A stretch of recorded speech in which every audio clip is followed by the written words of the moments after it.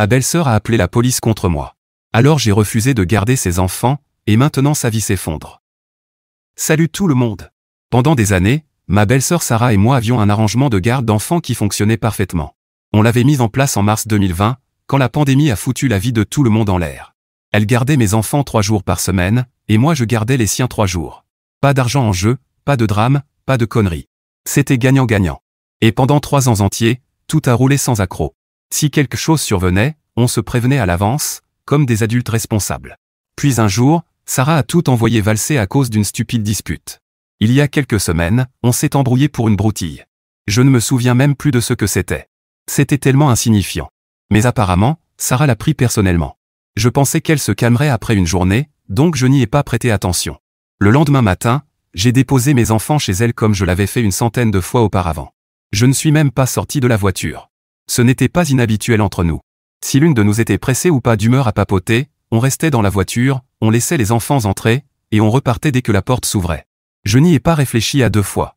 J'ai fait un signe vers sa porte quand je l'ai vue s'ouvrir, puis je suis parti travailler. Mon trajet dure environ 40 minutes, donc j'ai mis de la musique et je me suis laissé porter, totalement inconsciente du désastre qui allait suivre. Quand je suis enfin arrivé au travail et que j'ai vérifié mon téléphone, mon estomac s'est noué. J'avais 20 appels manqués et une tonne de messages, tous de Sarah. Les premiers disaient qu'elle ne garderait pas mes enfants ce jour-là à cause de notre dispute. Puis le ton a changé, elle râlait parce que je ne lui répondais pas. Et les derniers messages étaient des menaces, elle allait appeler la police si je ne venais pas chercher mes enfants dans les 45 minutes. Je n'en revenais pas. Je l'ai appelé immédiatement, m'excusant de ne pas avoir vu ces messages plus tôt.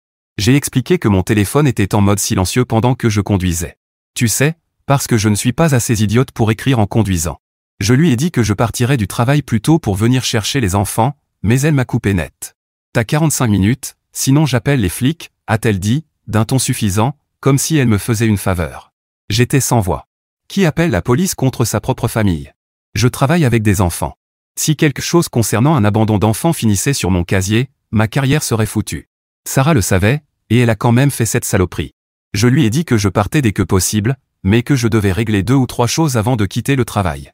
Ma patronne a été compréhensive, mais même avec son soutien, je ne pouvais pas tout lâcher sur le champ. Quand je suis arrivé chez Sarah, il s'était écoulé un peu plus d'1 heure. 2 voitures de police étaient garées devant chez elle, gyrophares allumés, et mes enfants étaient debout sur le porche, l'air terrifiés. J'ai eu envie de vomir. Sarah était là, en train de parler aux policiers comme si elle était la victime, toute fière et pleine de vertu. Je suis sorti de ma voiture, j'ai pris une grande inspiration et je me suis approché. Ma première envie, c'était de hurler sur Sarah devant tout le monde, mais je savais que je ne pouvais pas. Alors je me suis tourné vers les policiers pour leur expliquer ce qui s'était passé. Il y a eu un malentendu, leur ai-je dit. Je n'ai pas abandonné mes enfants. Je les ai déposés ici ce matin comme je l'ai toujours fait, mais je n'ai vu son message disant qu'elle ne pouvait pas les garder qu'une fois arrivée au travail. L'un des agents m'a regardé comme s'il avait entendu cette histoire 1000 fois. Vous n'avez pas vu ces messages, a-t-il demandé, sceptique. Non, ai-je répondu en essayant de garder mon calme.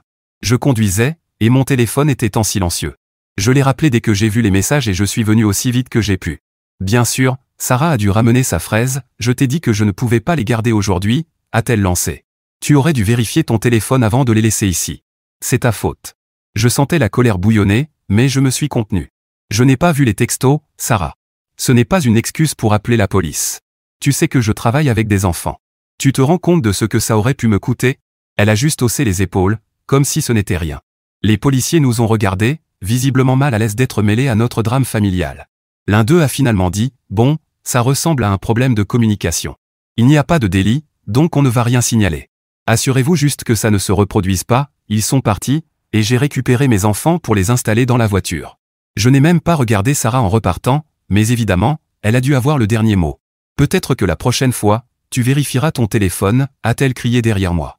C'est ta faute, pas la mienne. Je n'ai rien répondu. Je ne pouvais pas. Si j'avais ouvert la bouche, j'aurais sorti une rafale de jurons qui m'aurait fait passer pour la folle de service. J'ai claqué la portière, j'ai roulé jusqu'à la maison et j'ai passé le reste de la journée à essayer de me calmer.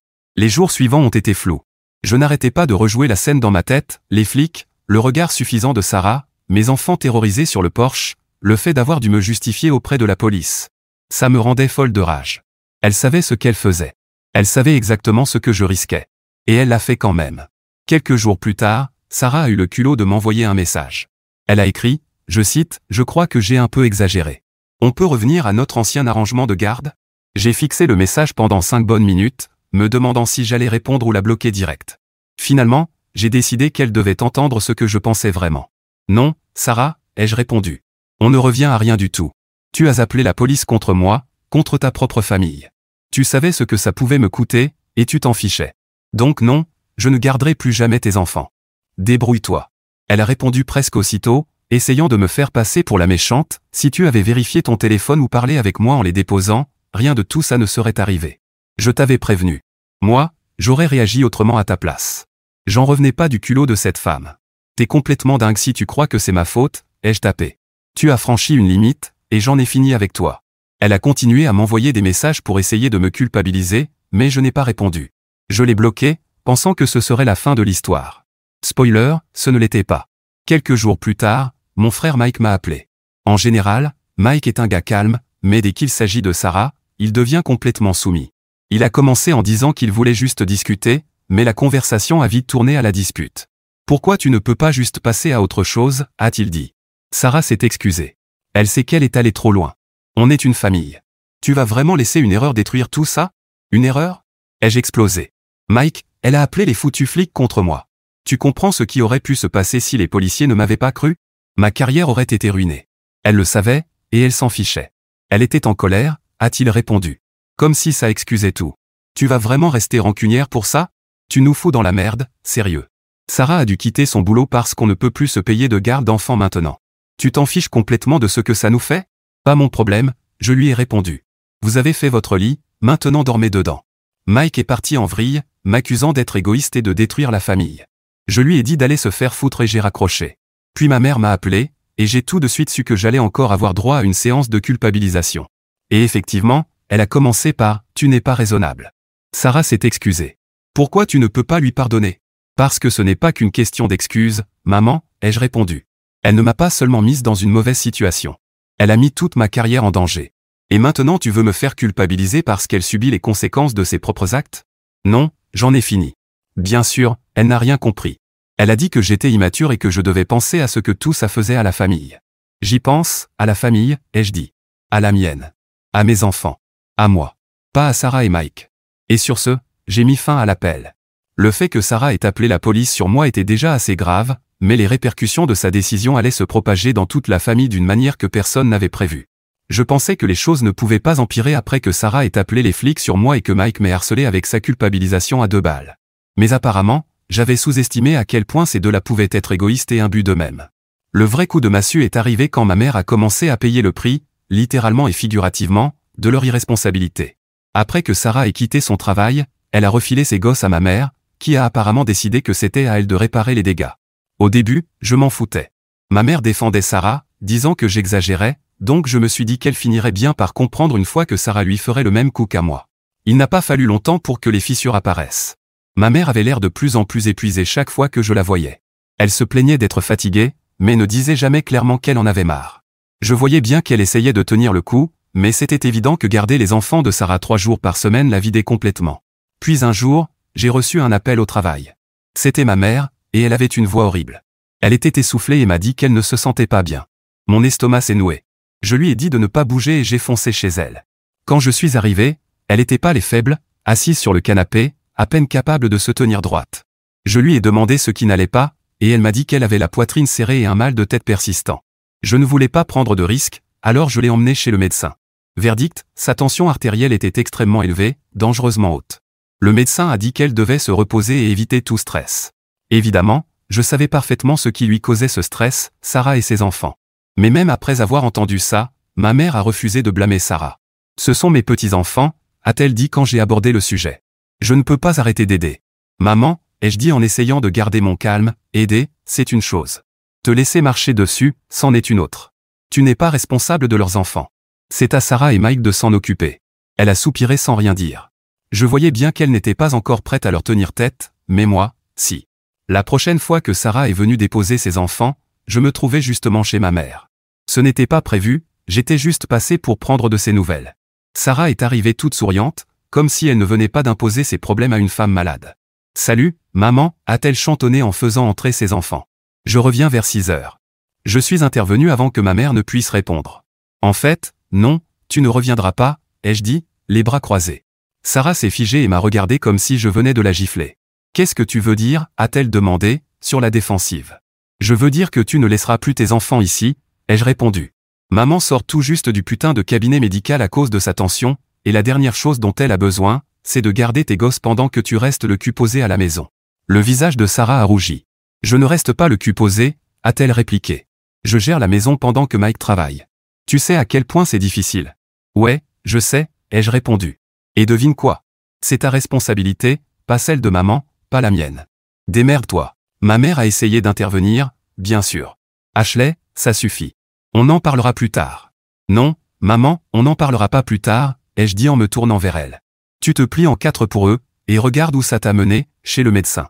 Il est temps d'arrêter. » Sarah, elle, bouillonnait. « Tu n'as pas ton mot à dire là-dedans ?» a-t-elle sifflé. « C'est entre maman et moi. »« Mon œil ?» ai-je répondu. « Tu mets sa santé en danger parce que toi et Mike êtes incapables de gérer vos vies. Je ne laisserai pas ça continuer. » Elle est partie en trombe avec ses enfants, marmonnant dans sa barbe que je ruinais tout. Je m'en foutais complètement. Si elle pensait qu'elle pouvait me culpabiliser, elle se trompait lourdement. Pendant un moment, j'ai cru que cette confrontation lui servirait d'électrochoc. Mais non. La semaine suivante, elle a de nouveau déposé ses enfants chez ma mère, comme si de rien n'était. Ma mère m'a appelé plus tard ce jour-là pour s'excuser de ne pas avoir tenu tête à Sarah. Je ne sais pas comment lui dire non, a-t-elle avoué. Elle me fait toujours culpabiliser. Maman, ai-je dit en essayant de ne pas exploser, tu dois arrêter de la laisser te manipuler. Elle ne s'arrêtera pas tant que tu ne poseras pas des limites. Je sais, a-t-elle dit doucement. Mais les enfants? Ils n'ont rien demandé à tout ça. Et ils ne sont pas ta responsabilité, lui ai-je rappelé. Tu peux les aimer sans laisser leur mère te marcher dessus. Le point de rupture est arrivé une semaine plus tard, quand ma mère s'est retrouvée à nouveau à l'hôpital. Sa tension avait encore grimpé, et cette fois, le médecin l'a prévenue, elle devait changer de mode de vie ou risquer un AVC. La voir comme ça, branchée à des machines, si fragile, m'a brisé le cœur. Quand Mike est venu chercher les enfants de Sarah, je n'ai pas pu me retenir. Je l'ai affronté directement dans la chambre d'hôpital. Toi et Sarah, vous êtes en train de tuer maman, lui ai-je dit sans détour. Si vous laissez encore une fois vos enfants chez elle, je te jure que c'est moi qui appellerai la police. Ne sois pas ridicule, a-t-il soupiré. Elle adore les garder. Elle veut t'aider. Des conneries, ai-je répliqué. Elle est trop gentille pour dire non, et vous en profitez. Vous mettez sa santé en danger parce que vous êtes incapable d'assumer vos propres enfants. Mike n'a pas aimé ça. Il s'est mis à hurler que j'étais dramatique et que je compliquais les choses pour tout le monde. Je lui ai dit que je m'en foutais royalement. S'ils étaient incapables de gérer leur merde, c'était leur problème. Pas le mien, et certainement pas celui de ma mère. Plus tard dans la soirée, je me suis assise avec ma mère et je lui ai dit qu'elle devait arrêter de faire du babysitting. Je t'aime, maman. Mais ça doit s'arrêter, ai-je dit. Tu en as déjà trop fait. Il est temps de penser à toi. Elle a pleuré, bien sûr. Elle détestait l'idée de laisser tomber qui que ce soit, même ceux qui ne méritaient pas sa gentillesse. Mais je crois que la deuxième hospitalisation a fini par la convaincre. Elle a accepté de dire à Sarah et Mike qu'elles ne pouvaient plus garder leurs enfants. Je savais que ce serait une bataille, que Sarah et Mike n'allaient pas apprécier, mais je m'en fichais. Ils devaient enfin commencer à assumer leur propre vie, qu'ils le veuillent ou non. On pourrait croire que Sarah et Mike auraient compris après le séjour de ma mère à l'hôpital. Mais non. Ces deux-là ont continué à s'enfoncer dans leur égoïsme et leur sentiment d'impunité. Quand ma mère a enfin dit à Mike et Sarah qu'elles ne pouvaient plus garder les enfants, ils ont agi comme si elle les avait trahis. Sarah a fait une crise, pleurant à propos de la difficulté de tout gérer et répétant que ma mère avait promis de l'aider. Mike, comme d'habitude, a choisi la voie passive-agressive. Il m'a appelé, furieux, essayant de me faire porter le chapeau, comme si c'était ma faute si maman avait changé d'avis. « T'es contente, maintenant ?» a-t-il grogné. « Maman ne veut plus aider à cause de toi. »« Ouais, je suis contente, » ai-je répliqué sèchement. « Parce que maintenant, elle ne finira pas à l'hôpital à cause de toi et des conneries de ta femme. Elle veut t'aider. » a-t-il hurlé. « Tu rends tout plus compliqué pour tout le monde. »« Non, Mike. Toi, tu rends tout plus compliqué, » ai-je répondu. « Toi et Sarah, vous êtes des fainéants, vous pensez que tout le monde doit ramasser vos miettes. Maman a failli faire un putain d'AVC à cause de vous deux, et vous vous comportez encore comme les victimes. Grandissez un peu. » Il m'a raccroché au nez, mais je m'en fichais. J'en avais fini d'essayer de raisonner avec lui. S'ils voulaient continuer à creuser leur propre tombe, tant pis pour eux. Je n'allais pas perdre le sommeil pour ça. Quelques jours plus tard, j'ai reçu un appel de ma mère. Elle avait la voix tremblante, ce qui m'a tout de suite mise sur mes gardes. « Ashley. Sarah a encore déposé les enfants, » m'a-t-elle dit, la voix pleine de nervosité. J'ai vu rouge. « Quoi? Maman, tu lui as pourtant dit que tu ne pouvais plus le faire. »« Je sais, » a-t-elle répondu doucement, mais elle les a juste laissés ici en disant qu'elle reviendrait plus tard. C'est tout. J'en ai eu assez. J'ai appelé Sarah, Et comme d'habitude, elle n'a pas répondu. Alors j'ai laissé un message vocal. T'as 45 minutes pour venir récupérer tes gosses, ou j'appelle les flics. Et contrairement à toi, je ne plaisante pas, bouge-toi. Je tremblais de rage en raccrochant, mais honnêtement, ça faisait du bien de lui rendre la monnaie de sa pièce. Sarah est revenue une trentaine de minutes plus tard, comme je m'y attendais. Elle a débarqué chez ma mère en hurlant que j'étais complètement déraisonnable. « Tu vas trop loin !» criait-elle. « Tu n'appellerais quand même pas la police contre moi. » Et c'est moi, ai-je dit en m'appuyant contre le plan de travail, les bras croisés. « T'étais bien contente de le faire contre moi, alors pourquoi je ne le ferais pas ?» Elle a continué à râler, disant que je dramatisais, mais je n'ai pas répondu. Je me suis contenté de la fixer jusqu'à ce qu'elle prenne ses enfants et parte. Ma mère était horrifiée, mais je n'ai ressenti aucune culpabilité. Quelqu'un devait tenir tête à Sarah, et si maman ne pouvait pas le faire, je le ferais. Bien sûr, Mike m'a appelé plus tard dans la soirée pour me passer un savon. « C'est quoi ton problème ?» hurla-t-il. « Tu menaces vraiment d'appeler les flics maintenant ? Tu vas trop loin. » Ah, donc maintenant c'est un problème quand quelqu'un menace d'appeler la police ? Ai-je répliqué. Peut-être que t'aurais dû y penser quand Sarah a fait la même chose avec moi. Elle était énervée, protesta-t-il. Elle ne le pensait pas. Eh bien moi, je le pense. Vous êtes un putain de désastre tous les deux, et je ne vais pas vous laisser entraîner maman et moi dans votre chute. Débrouillez-vous. Tu détruis cette famille, cria-t-il. Non, Mike. Vous détruisez cette famille, ai-je dit avant de lui raccrocher au nez. La semaine suivante, Sarah a refait le coup, déposant les enfants chez ma mère sans prévenir. Mais cette fois, je n'allais pas laisser passer. Je l'avais déjà averti, donc je n'ai même pas essayé de l'appeler. J'ai directement contacté la ligne non urgente de la police pour signaler un abandon. J'ai expliqué qu'il y avait 2 enfants laissés à une femme âgée et malade, incapable de s'en occuper. Quand les agents sont arrivés, Sarah était furieuse. Elle a débarqué chez ma mère en hurlant pendant qu'ils étaient encore là. « C'est ta faute !» cria-t-elle. « Tu détruis ma famille. » « Non, Sarah, ai-je répondu calmement. « Tu détruis ta propre famille. Tu refiles tes responsabilités à tout le monde, et maintenant, ça te retombe dessus. » Les officiers lui ont ordonné de récupérer ses enfants et l'ont averti de ne plus les laisser à quelqu'un d'incapable de s'en occuper. Le regard qu'elle m'a lancé valait de l'or. Elle voulait discuter, mais même elle n'était pas assez stupide pour aller plus loin. Après cet épisode, Sarah et Mike ont arrêté d'essayer d'impliquer ma mère, mais les conséquences de leur connerie commençaient à se faire sentir. Sarah avait du mal à gérer les enfants toute seule, et Mike travaillait sans relâche pour compenser la perte de revenus de sa femme. Leur mariage battait clairement de l'aile. Mike a même commencé à dormir chez ma mère quelques nuits par semaine, ce qui rendait les choses encore plus gênantes. Ma mère était bouleversée. Elle détestait voir la famille se désagréger, mais je lui ai rappelé que tout cela venait de Sarah et Mike. Ils récoltent ce qu'ils ont semé, lui ai-je dit. Ce n'est pas ta faute, et ce n'est pas à toi de réparer ça. Elle a hoché la tête, mais je voyais bien qu'elle se sentait encore partagée. C'est ça, le problème avec ma mère, elle est trop gentille pour son propre bien. Mais même elle commençait à comprendre que Sarah et Mike étaient irrécupérables. Après la visite de la police, ils ont enfin semblé saisir le message. Ils ont cessé de déposer leurs enfants chez ma mère, mais les dégâts étaient déjà faits. Sarah était bloquée à la maison à s'occuper des enfants 24h24, et disons qu'elle ne gérait pas très bien la situation. Mike, lui, bossait sans arrêt pour payer les factures, et les fissures dans leur mariage devenaient de plus en plus visibles. Je n'ai pas été surprise quand ma mère m'a dit que Mike dormait parfois chez elle. Apparemment, il avait besoin de prendre du recul, parce que les disputes incessantes le rendaient dingue. Ma mère essayait de minimiser, mais je voyais qu'elle s'inquiétait. « Je veux juste que tout le monde s'entende », disait-elle souvent. « La famille ne devrait pas être comme ça. Je l'adore, mais j'ai levé les yeux au ciel. Maman, ce n'est pas une question de s'entendre. Sarah et Mike ont fait leur lit, maintenant ils doivent y dormir.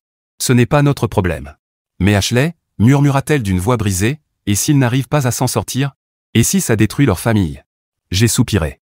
Si leur famille éclate, c'est parce qu'ils refusent de prendre leurs responsabilités. Tu ne peux pas continuer à tout réparer à leur place. Pendant ce temps, Sarah a commencé à raconter sa version de l'histoire à tout le monde. D'après elle, j'étais la méchante qui refusait d'aider sa propre famille dans un moment difficile. Évidemment, elle a oublié de mentionner qu'elle avait appelé la police sur moi. À la place, elle se faisait passer pour une pauvre mère courage, débordée et abandonnée par sa belle-sœur cruelle. J'ai commencé à recevoir des appels de la famille élargie, répétant tous le même discours. « Pourquoi tu ne peux pas juste les aider un peu ?» me demandait une tante. « Ce n'est pas comme si c'était mal, mais tu rends leur vie tellement plus dure. »« Ah oui ?» ai-je claqué. « Est-ce qu'elle t'a dit qu'elle a appelé les putains de flics sur moi ? Parce que c'est pour ça qu'on en est là. » Le silence de l'autre côté du fil était toujours savoureux. Je n'allais pas la laisser réécrire l'histoire pour me faire passer pour la méchante. Le drame a atteint son apogée un mois plus tard, quand Mike a débarqué chez ma mère au beau milieu de la nuit. Il était complètement saoul et marmonné qu'il n'en pouvait plus.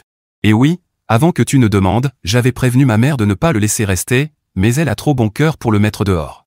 Quand j'ai appris ce qui s'était passé le lendemain matin, je l'ai appelé, prête à lui passer un sacré savon. Mais c'est quoi ton problème, Mike? Pointe chez maman dans cet état?